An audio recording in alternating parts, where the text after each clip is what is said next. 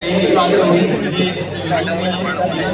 लीजिए कि मोहब्बत रहमान जी की तो कोई राम लिखते हैं, कुछ बेटा हस्ती अपने इश्क को पहचान लिखते हैं, लेकिन हम तलवारों के बेटे उन मस्तानों की टोली जो बहादुर सरहद पे अपना नाम हिंदुस्तान लिखते हैं।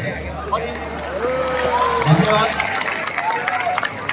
और अब अगली पंक्ति में मैं बताना चाहूंगा कि मैं कविता किनके लिए पढ़ता हूँ, कौन है वो लोग, क्या है मेरे पास उनके लिए देने के लिए। मेरे पास आज फूल नहीं है देने के लिए, सब अर्पण करना चाहता हूँ कि मैं शब्द उन्हें चढ़ाता हूँ।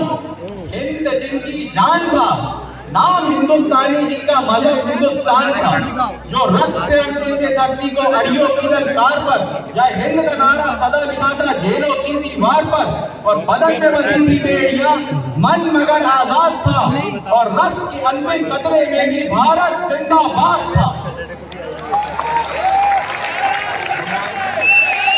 और ये सब संघर्ष बहुत आसान है कहना कि 14 अगस्त मध्य रात्रि 2 दस्तावेजों में दस्तखत हुए, हमें आजादी अपनी गोदी में मिल गई। इतना सरल तो नहीं हुआ था सर, कतरा कतरा खून दिया था, दी जवानी जुनून दिया था, खड़े अंग्रेज माने नहीं तो गोलियों से भून दिया था, गोलियों के गाज नहीं थे ना आवाज मंजीरों की, जो खनखनाहट बसती थी वो थी जेलों में जंजीरों की।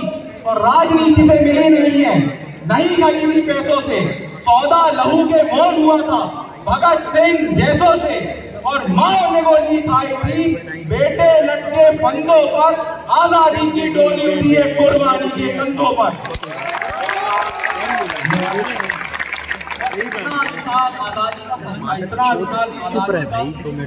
क्यों, किसके लिए? तिरंगे के लिए जो आज लाल चौक और लाल किले में शान से फहरा रहा है। लेकिन मेरा भी इसमें सवाल है, प्यासे वीरों की लहू का उन्माद पिलाने आया हूँ, ऐ तिरंगे बेशक सलाम तुझे है पर कुछ याद दिलाने आया हूँ। तेरे खातिर जिन दीपों के पलक झपक के खाली हो गई, झांसी वाली तलवारें आजादी को मतवाली हो गई। तेरे खातिर स्वार उठाता बंदूकों की गलियों में, उधम सिंह ने उधम मचाया लंदन वाली गलियों में। आजाद भी का दीवाना था जिसने तुझसे प्यार किया, तेरे खातिर तिलक ने गाजी हर अखबार किया, तेरे खातिर लाला ने गलती बाती यादें कर दी, उन गोरी लाठी को टक्कर देने अपनी छाती यादें कर दी। और जलियांवाला बाग जिंदा इनकलाब छुड़ाता है, उनकी 2 सांसों के बाद तू आज तक लहराता है।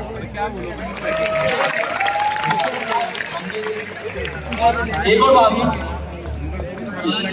नए भारत लोग हमें भ्रम हो जाए जवानी का मतलब क्या है।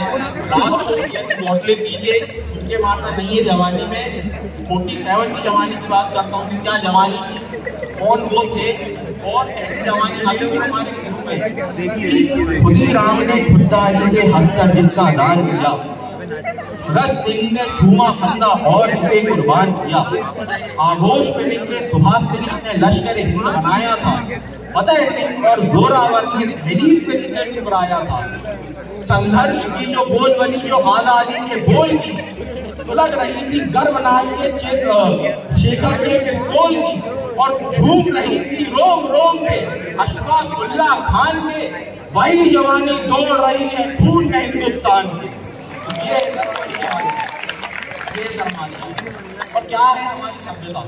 5000 साल की सभ्यता है सर हमारा भारत, जो बीच में कई चोट मिले, कई बार घायल हुए, फिर उठा।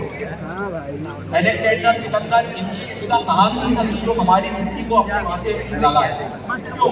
हमने किया क्या है इस दुनिया को? हमने वेद दिए, पुराण दिए, शांति का पैगाम दिया है। अक्षर धाम का अर्थ समझिए, अक्षर को ही धाम लिखा है। ऋषियों के जब नाम लिखे तो पहले अब्दुल कलाम लिखा है, और पत्थर भी वो तैर गया जिसमें हमने राम लिखा। ये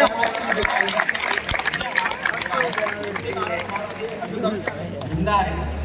और कहना बहुत कुछ है, बहुत कुछ मैं और कह सकता हूँ, लेकिन समय की अपनी भी तय सीमा है। अगर मैं ही पूरा स्टेज का समय बाकियों के सही नहीं होगा। अंतिम में मैं बोलता हूँ कि मैं प्रेम के हास्य के विरुद्ध नहीं हूँ, पर जब मैंने भी मदन मोहन समर साहब को बोल के सुना है, जो कि उनकी कविता सुना है कि जब पौरुष महकती शाम के आदमी हो जाए तो तुम भी बताओ रण में बाजुओं को कौन तेलवेगा। और हम भी अगर वोट संबंधी भाषा बोलने लगे तो आपकी भाषा कौन बोलेगा? ये